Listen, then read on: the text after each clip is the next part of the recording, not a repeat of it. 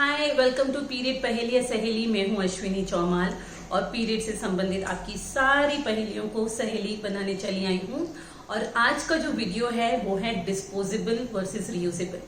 तो हम जानेंगे कि डिस्पोजेबल जो सैनिटरी नैपकिन्स हैं वो बेहतर हैं या रीयूजेबल सैनिटरी नैपकिन्स बेहतर हैं। तो यहाँ पर आपको मीटर दिखेगा, रीयूजेबल और डिस्पोजेबल, और हम इनके फर्क समझने की कोशिश करेंगे और वहीं के वहीं हम इनको एक एक पॉइंट देते जाएंगे और समझने की कोशिश करेंगे वीडियो के अंत में कि डिस्पोजेबल बेटर है या रीयूजेबल बेटर है। सबसे पहले तो समझें कि डिस्पोजेबल और रीयूजेबल में फर्क क्या है।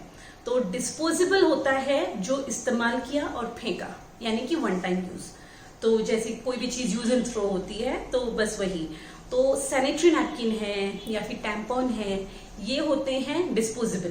तो आपने इनको इस्तेमाल किया और आप इनको दोबारा इस्तेमाल नहीं कर सकते, आप इन्हें फेंक देते हैं। लेकिन जो रीयूजेबल है, जैसे कि कपड़े का पैड हुआ या मेंस्ट्रुअल कप हुआ या पीरियड पैंटी हुई, ये आप इस्तेमाल करके फेंकते नहीं है, आप इन्हें धोते हैं, एक प्रोसेस होती है और आप इन्हें दोबारा से इस्तेमाल करते हैं और ये साल दर साल आप इस्तेमाल करते रह सकते हैं। तो ये बेसिक फर्क है इन दोनों में।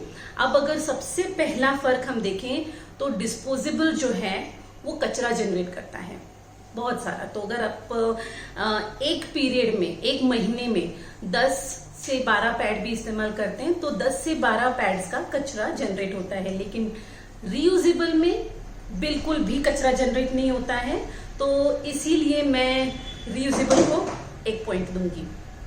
अब हम अगला देखेंगे कि सैनिटरी नैपकिन्स हुए या फिर टैम्पॉन्स हुए, इनमें अक्सर ब्लीच का प्रयोग होता है।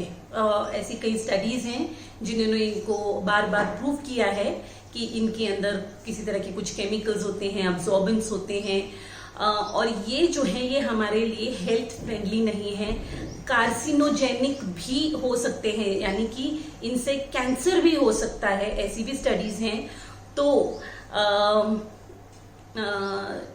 डिस्पोजेबल का जो पलड़ा है यहाँ पे थोड़ा सा हल्का हो जाता है। लेकिन रीयूजेबल जो है, जैसे मेंस्ट्रुअल कप हुआ या फिर कपड़े का पैड, पीरियड पैंटी हुई, इनमें किसी भी तरह के केमिकल्स का इस्तेमाल नहीं होता है। और अगर होता भी है तो आप अपने मन की तसल्ली के लिए उन्हें साबुन से एक बार धो सकते हैं, सुखा सकते हैं, ताकि केमिकल की कोई भी अगर प्रमाण हो तो वो निकल जाएंगे, क्योंकि केमिकल धोने के बाद रहते नहीं है किसी भी प्रोडक्ट में। तो यहाँ पर फिर से एक बार मैं रीयूजेबल को 1 पॉइंट और दूंगी। अब बात रही कन्वीनियंस की, तो यस, मोर और लेस सैनिटरी पैड में या फिर टैम्पॉन में थोड़ा कन्वीनियंस इसलिए हो जाता है कि समझो आप ट्रैवल कर रहे हैं या किसी और के घर गए तो आपको पता नहीं है कि आप अपने कपड़े का पैड धोकर कहाँ पे सुखा सकते हैं वगैरह। तो बस पैड हुआ या टैम्पॉन हुआ तो आपने उसे पैक किया और टिश्यू में पैक किया और फेंक दिया।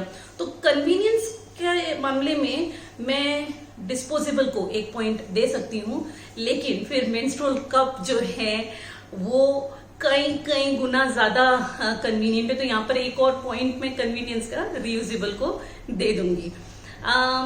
अब अगला पॉइंट है यहाँ पर कि आपके जेब पर कितना भारी पड़ता है डिस्पोजेबल या फिर रीयूजेबल।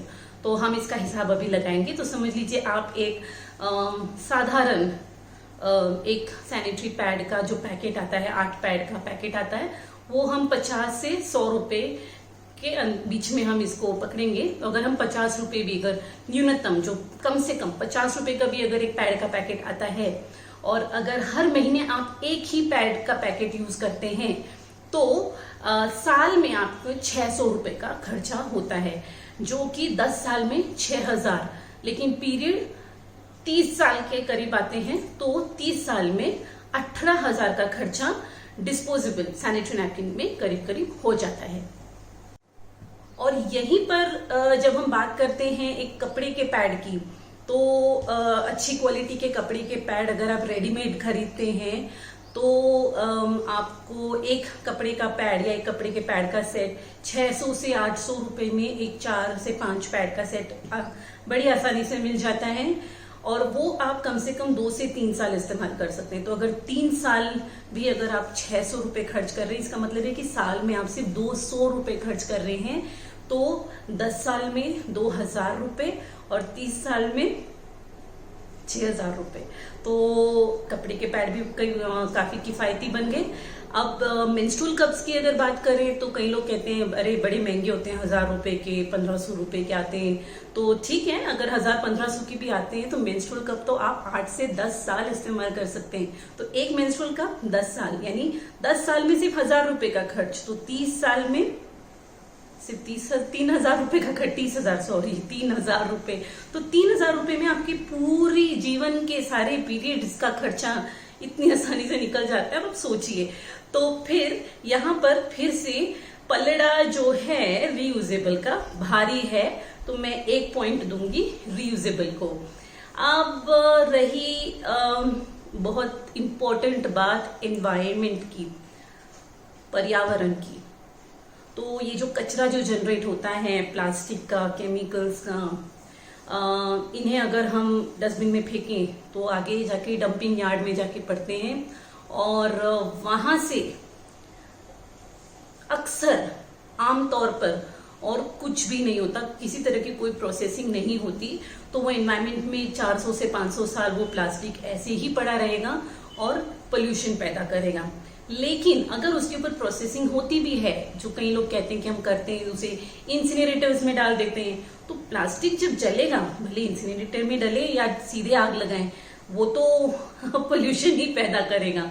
लेकिन कपड़े का पैड जो होता है वो कपड़े का होता है, आमतौर पे कॉटन का होता है, आप उसे जलाते नहीं हैं, और अगर आप उसको फेंक भी दे तो क्योंकि वो कॉटन का है तो वो बायोडिग्रेडेबल है।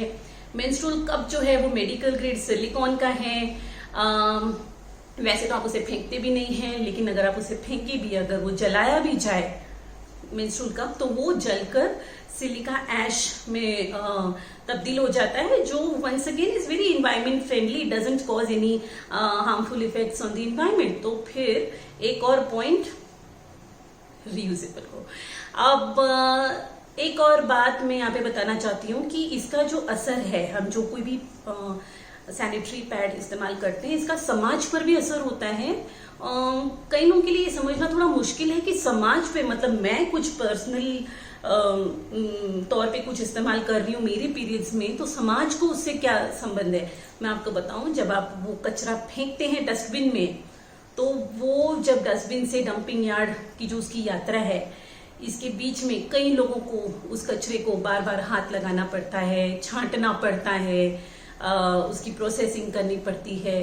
तो ऐसे कई कचरा विभाग के जो कर्मचारी हैं, उन्हें बार बार इसको हाथ लगाना पड़ता है।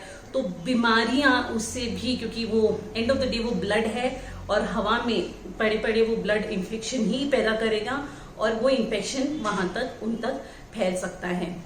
और दूसरी बात कि ये जो डिस्पोजेबल जो सैनिटरी पैड्स या टैम्पॉन्स हुए, अगर वो नाली में चले गए, नाली में अगर कोई डस्टबिन में ना डाल के टॉयलेट में फ्लश कर दे, या नाली में चला जाए कचरा, तो वो नाली जाम करता है, और क्योंकि नाली जाम हो जाती है तो हमें किसी प्लम्बर को या ऐसे किसी व्यक्ति को बुला के नाली साफ करवानी पड़ती है।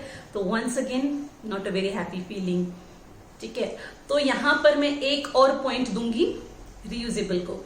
तो अब आप ये कंपैरिजन करके देखें, अगर आपको लगता है कि और कोई तरीके हैं जिसमें रीयूजेबल बेहतर है या फिर डिस्पोजेबल बेहतर है, तो प्लीज कमेंट बॉक्स में बताएं। और अगर आपको लगता है कि और भी कुछ यहाँ पे मुझे शेयर करना चाहिए था तो प्लीज बताएं। अगर आपको ये वीडियो पसंद आया है तो लाइक बटन पे क्लिक करें, और ये इन्फॉर्मेशन ज्यादा से ज्यादा लोगों के साथ साझा करें, चैनल को सब्सक्राइब करें। Stay tuned, bye bye.